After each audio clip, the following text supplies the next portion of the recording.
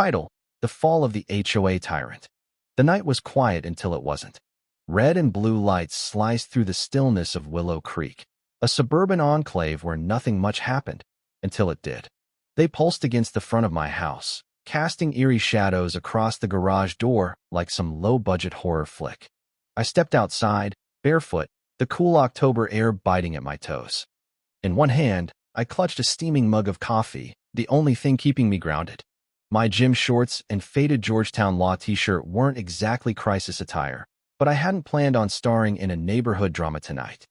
A crowd had already gathered at the edge of my driveway. Nosy neighbors, some in robes clutched tight against the chill, others leaning forward, eyes wide with anticipation. Whispered speculation floated through the air like smoke. At the center of it all stood Melissa Carter, the self-appointed queen of the Willow Creek Homeowners Association. Her arms were crossed, a smirk playing on her lips as if she'd just checkmated me in a game I didn't know I was playing. Two uniformed police officers lingered by their patrol cars, their expressions a mix of boredom and unease. I took a slow sip of coffee, letting the warmth settle my nerves, and called out, "Evening, officers. Is there a problem?" The older of the two, a man with graying hair and a tired slump to his shoulders, shifted uncomfortably. He cleared his throat, his voice low and reluctant. "Sir, we received a report of an illegal structure on your property." Silence hung for a moment.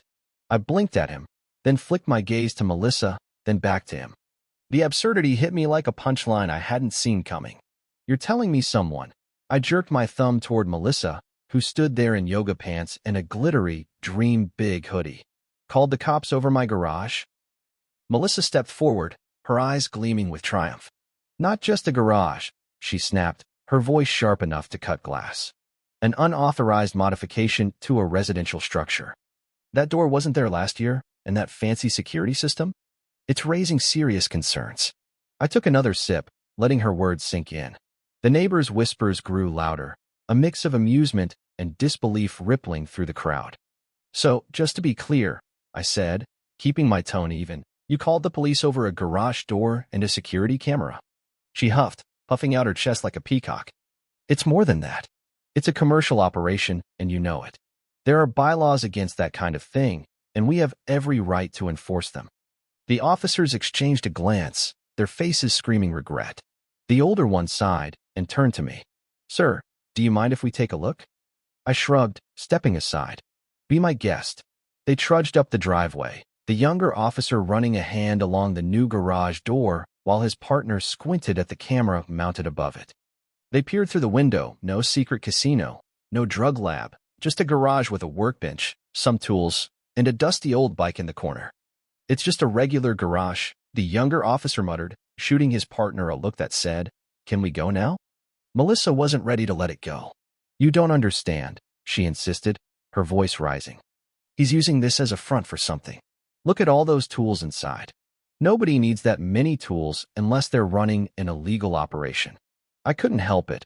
I laughed, sharp and loud, the sound cutting through the night. "Melissa, it's a garage. What do you expect to find in there? A velvet sofa and a wine cellar." Her face flushed red, her smirk faltering. "Don't get smart with me.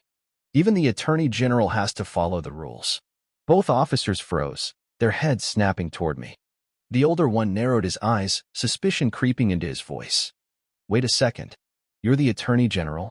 I nodded, watching the realization dawn on their faces. "That's right."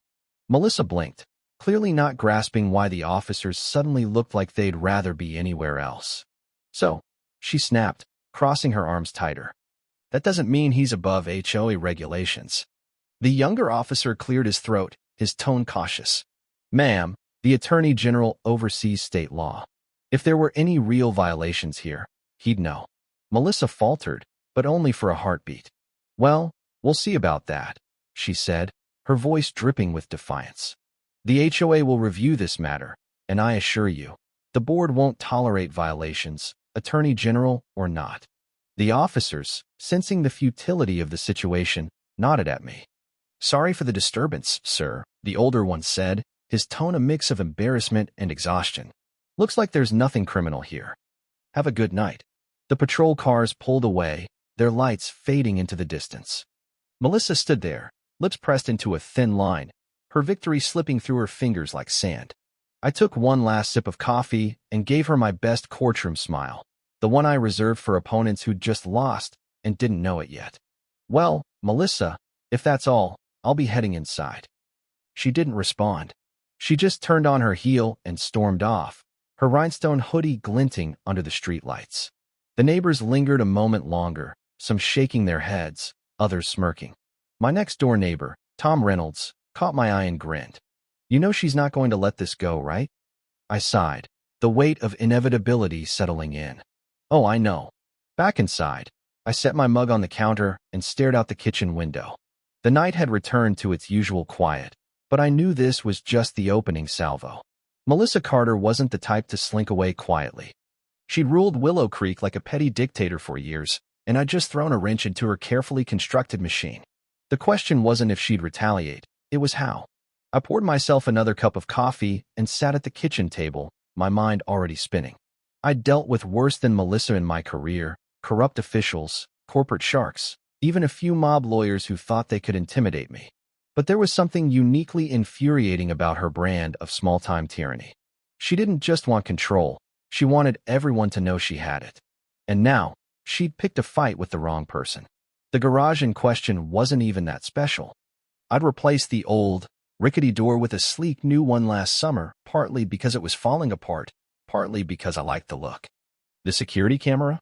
A basic model I'd installed after a rash of package thefts in the neighborhood. Hardly the stuff of criminal masterminds.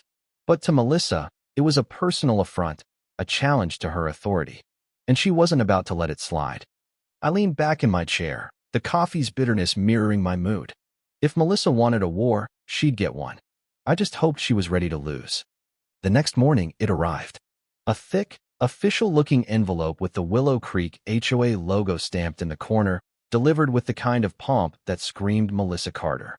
I didn't need to open it to know what it was, her next move in this ridiculous game of suburban chess. But I tore it open anyway, curiosity outweighing my dread. There it was, in bold, sanctimonious serif font: notice of violation. The charges? Unauthorized structural modification and commercial activity. The penalty? A $500 fine and a mandatory compliance hearing before the HOA board. I stared at the letter, the paper crisp and heavy in my hands, then let out a low chuckle. "Melissa, you really don't know when to quit, do you?" The charges were laughable. Unauthorized structural modification? That was the garage door, a standard replacement, not some sprawling addition. Commercial activity? Apparently, owning a few tools was now a felony in Melissa's world. But the $500 fine, that was the real kicker. It wasn't just petty, it was reckless. She'd overplayed her hand, and she didn't even know it yet. My phone buzzed on the counter. I glanced at the screen, Tom Reynolds. I picked up, already bracing myself. "Tell me you got one too," he said, his voice a mix of amusement and frustration. "Oh, yeah," I replied, leaning against the kitchen island. Garage gate continues. He let out a long sigh. "She's on a rampage. My wife just told me Melissa sent notices to 3 other homeowners this morning. One got fined for a flower bed being 2 inches outside HOA parameters." I groaned, pinching the bridge of my nose. Let me guess, another rule she made up? Bingo. I hung up and grabbed my laptop, setting it on the table with a thud.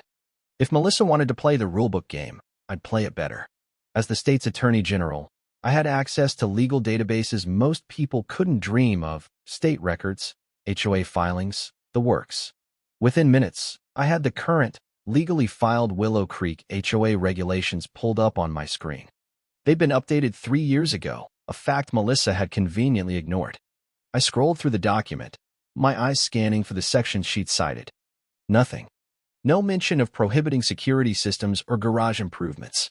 She was still enforcing an outdated version, probably the one she kept in a binder under her bed, marked up with her own little edits. That was her first mistake. Her second? The fine. I flipped to the penalties section of the real bylaws. There it was, clear as day. No HOA penalty over $250 could be issued without a community vote. Melissa had plucked $500 out of thin air, a number designed to intimidate, not to comply with the rules.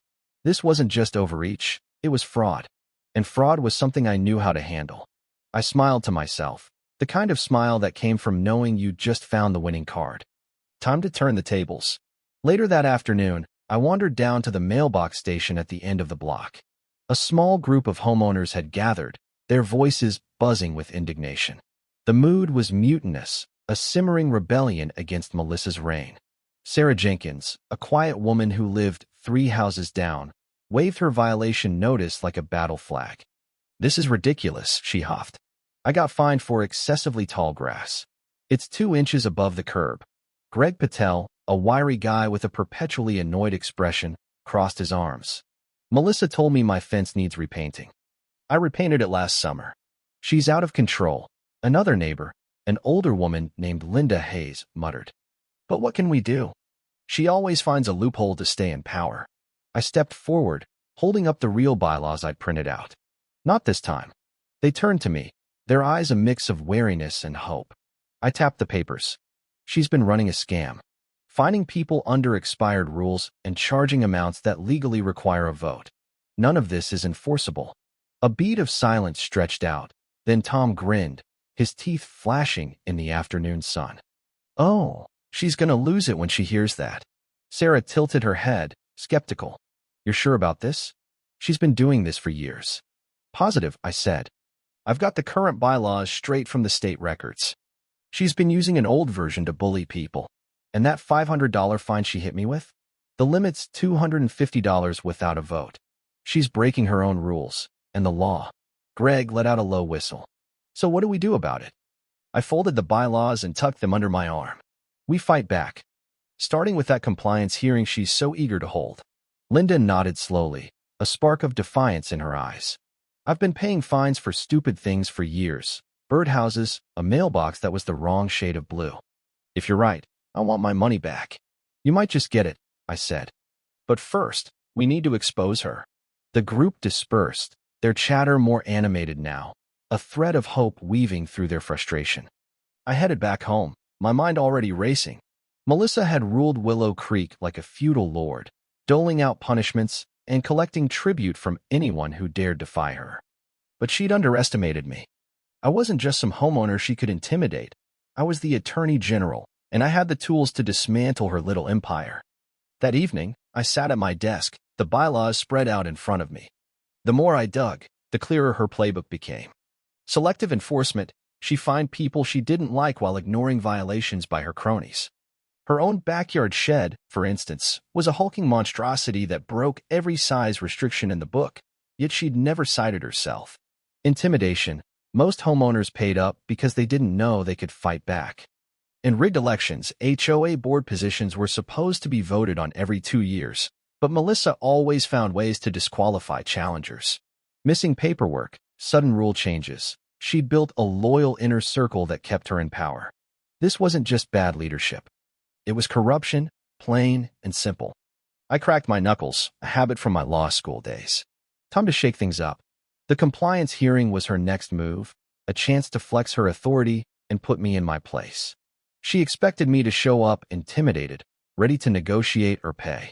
Instead, I'd walk in armed with the law. I pulled up state HOA statutes, highlighting every violation she'd committed: unlawful fines, fraudulent enforcement, overstepping her authority. Then, just for fun, I drafted a formal complaint against the HOA's practices, one I could file directly with the Attorney General's office. And who was the Attorney General? Me. By the time I closed my laptop, the sun had long set. The house was quiet, save for the hum of the refrigerator. I leaned back in my chair, a plan taking shape. Melissa had no idea what was coming. She thought she was untouchable, but she'd just picked a fight with someone who didn't lose. The HOA meeting room was a battlefield before the first word was spoken. Word of my showdown with Melissa had spread through Willow Creek like wildfire, drawing a crowd that packed the small, fluorescent-lit space to the brim. Homeowners who'd never bothered with HOA politics before now filled the folding chairs, their faces a mix of curiosity and simmering rage. The air buzzed with tension, thick enough to choke on. Melissa sat at the head of the table, radiating smug confidence like a villain in a bad courtroom drama. Her loyalists flanked her, hand-picked board members who'd nodded along to her every whim for years. To her right, the HOA's legal consultant, an older man in a cheap suit, fidgeted with his pen, clearly wishing he were anywhere else. I walked in, a folder tucked under my arm, and felt the room shift. Eyes followed me as I took a seat across from Melissa. Her gaze narrowed, a predator sizing up prey. She thought she had me cornered, and for a moment, I let her believe it. She cleared her throat, her voice cutting through the murmurs. This hearing is now in session to address the violation committed by, she paused, letting the weight of her words hang in the air. Mr. Attorney General. A ripple of whispers ran through the room. She was loving this, milking the drama for all it was worth.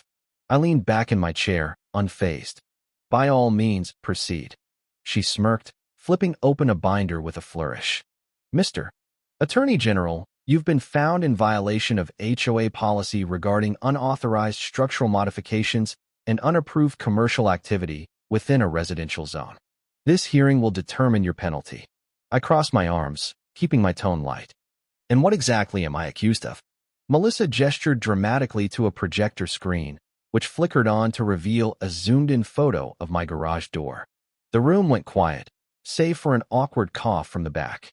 I waited, letting the silence stretch, then said, "You're seriously presenting a picture of a garage door as evidence of a crime?" Her jaw tightened, but she pressed on. "The door is new, which means it's a modification. Per HOA regulations, all structural modifications must be approved by the board." I raised an eyebrow. "Melissa, that rule applies to major construction, like adding a second story or an extension, not replacing a garage door. It still alters the exterior appearance," she shot back, her voice rising. "Really? Then tell me." I flipped open the real bylaws and slid them across the table. "Where in this document does it say replacing a garage door requires board approval?" She hesitated, her fingers hovering over her binder. She knew it wasn't there. Her lawyer coughed, staring at his notes as if they'd save him. The murmurs in the room grew louder, a tide turning against her. I pressed my advantage. "And this commercial activity?" Melissa straightened, flipping to another page. "We have photographic evidence of a suspicious number of tools in your garage, more than an average homeowner would need. It indicates unauthorized business operations." The room fell silent. Then, from the back, someone let out a single, incredulous laugh. "Melissa," I said, rubbing my temples, "are you suggesting owning tools means I'm running a business?" "It's highly unusual," she snapped, desperation creeping into her voice. "HOA bylaws clearly state residential properties cannot be used for commercial purposes." I exhaled, pulling out a copy of state HOA statutes. According to state law, a homeowner can own as many tools as they want without it constituting a business. Where's your proof I'm selling anything? Tax records? Customer complaints? A single invoice? Her face went red, her hands clenching the binder. The crowd was whispering now, some nodding in agreement. Her lawyer shifted uncomfortably, muttering, "Perhaps we should." I didn't let him finish. I pulled out another document and slid it across the table. "This," I said, tapping the paper, "is a request for an official audit of HOA finances." Melissa's head snapped up, her eyes wide. "What?" "While preparing for this hearing, I found discrepancies in how fines and fees have been handled," I said, my voice calm but firm. "State law says HOA fines over $250 require a community vote. You've been issuing higher amounts unilaterally. That's illegal." Her face drained of color, turning ashen. "But that's not even the worst part," I continued, leaning forward. "You've been collecting fines under outdated bylaws, rules that haven't been valid for 3 years. Every fine you've issued in that time is unenforceable and possibly fraudulent." The room erupted. "What about the money we paid?" Sarah Jenkins shouted, standing up. "I got fined $800 last year for a flower bed." "Are you saying that was illegal?" Greg Patel jumped in, his voice shaking with anger. "I paid $600 for a fence repaint I didn't even need." Melissa stammered, turning to her lawyer, who was already gathering his papers like a rat fleeing a sinking ship. "This is ridiculous," she snapped, her chair scraping as she stood. "We don't have to listen to this. The board will review this matter privately." I smiled, leaning back. "Actually, Melissa, you don't have that authority anymore." I turned to the homeowners. "As of right now, you all have the legal grounds to call a vote to remove the current HOA board, effective immediately. The room exploded in cheers and murmurs. People pulled out their phones, texting neighbors, whispering excitedly. Melissa realized what was happening, her eyes darting around like a cornered animal. Then, with a final glare at me, she stormed out, her lawyer trailing behind her like a scolded dog. The door slammed shut, and just like that, her reign began to crumble. I stayed seated as the crowd buzzed around me, their anger turning to hope. Tom slid into the chair next to me, grinning. "You just lit a match under her throne, man. She's not going to take this lying down." "I'm counting on it," I said, folding my arms. "She's not done yet." He raised an eyebrow. "You've got a plan for that, right?" "Always," I replied, tapping the folder. "She wants a fight? She's about to get one she'll never forget." The hearing had been a victory, but it was only the first skirmish.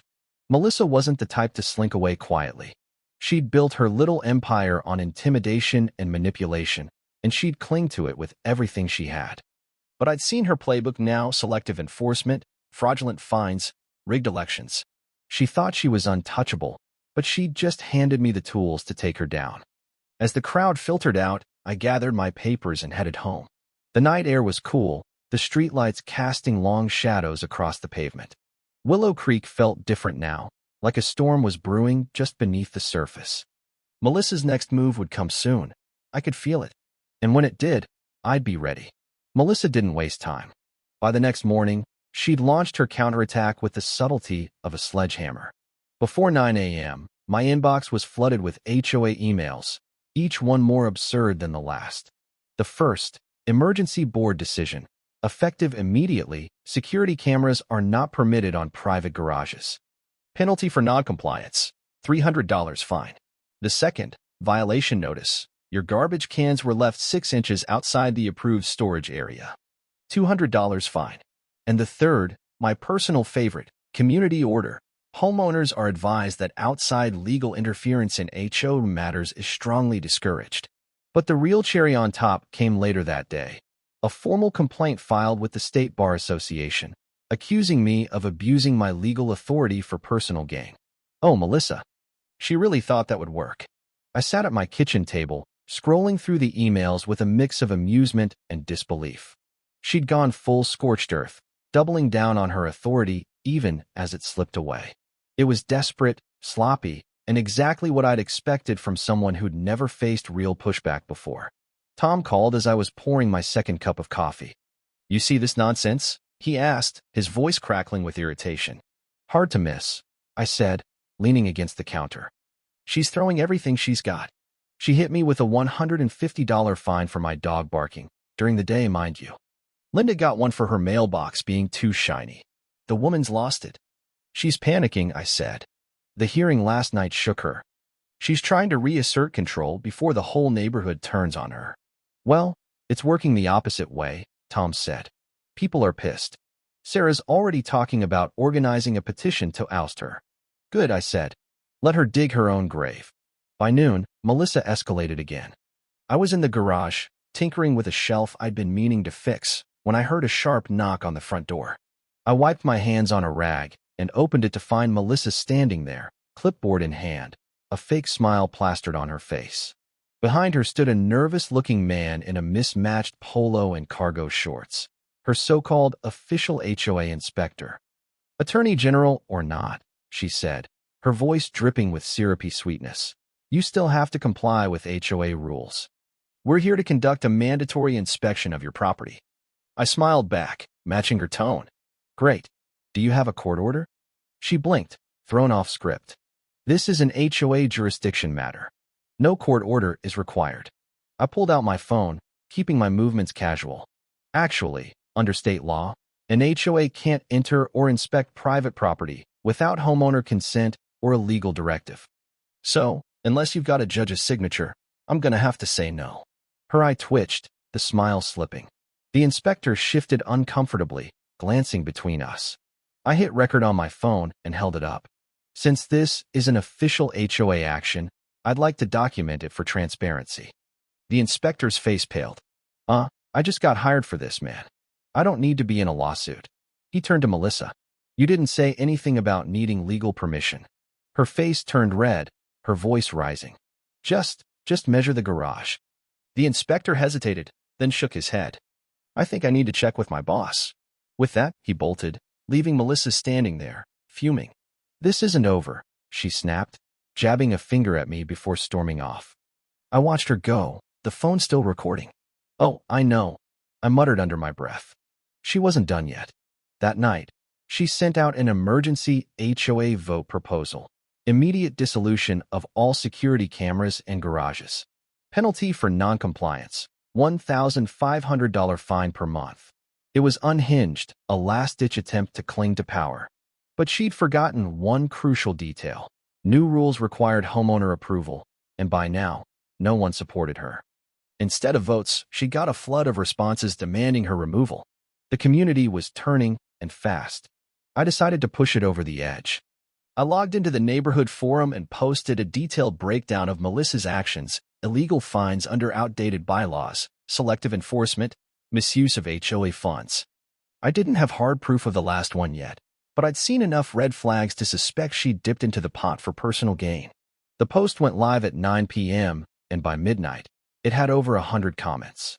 She fined me for my kid's lemonade stand, one read. My patio lights cost me $400, another said. The anger was palpable, a wildfire ready to consume her. Melissa responded the only way she knew how, by losing her mind.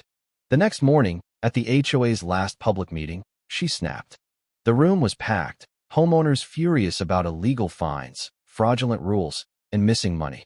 Melissa stood at the front, her composure unraveling as the crowd shouted her down. You can't do this, she screamed, stomping her foot. I'm the HOA. Someone recorded it. The video went viral within hours, Melissa flailing, her voice cracking, a tantrum for the ages. The vote was unanimous. She was out. But the real punishment was still to come. Melissa's downfall didn't end with her removal. The state auditors I'd called in finished their review of the HOA's finances the following week, and the results were devastating. Over $10,000 in HOA funds had vanished, spent on luxury spa visits, high-end shopping sprees, and a trip to Cabo San Lucas billed as community development research. Worse, she'd remodeled her kitchen with HOA money while fining others for minor infractions. It was embezzlement, plain and simple, and it carried felony charges. I watched from my porch one morning, coffee in hand, as a different set of police officers pulled up, not to my driveway, but to Melissa's. She shrieked as they cuffed her, yelling about conspiracies and harassment. This is illegal, she howled. I'm the HOA. The neighbors gathered, some cheering, others laughing. Tom stood beside me, shaking his head. She really thought she'd get away with it. She thought I'd let her, I said, taking a sip. With Melissa gone, the neighborhood began to heal. The new HOA board, sane, fair people, refunded every fraudulent fine. New rules required community votes, ending the days of secret decrees. I upgraded my garage again, adding a neon sign that read, Welcome to Melissa Free Zone, a petty flex, but it felt good. The day Melissa moved out, we threw a block party in front of her old house. Grills fired up, music played, and the for sale sign stood like a trophy. Someone asked if we'd ever see another Melissa. I smirked. Nah, no one's dumb enough to try that again.